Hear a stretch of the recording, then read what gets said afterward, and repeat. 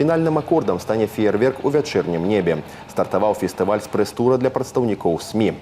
Фестываль – нагода пазнаёміць журналістаў з рэкрэацыйнымі магчымасцямі раёна. Сучасная здраўніца размясцілася на беразе Бярэзіны. Штогод тут папраўляюць здароўе больш за 11 тысяч чалавек. Сёлета санаторый атрымаў пацвярджэнне першай катэгорыі і дадаў профіль лячэння – эндакрыйнай сістэмы. Удзельнікам прэс-тура прадэманстравалі лячэбна-дыягнастычнае абсталяванне ад апаратнага масажу да ударна-хвалевай терапии и карбаксиозонотерапии. Сейчас реализуется программа «Туризм», и основная ее задача – это увеличение вклада туристической индустрии в ВВП Республики Беларусь в 2 раза. Основная программа, в которой участвует санаторий «Серебряные ключи», связана с увеличением номерного фонда.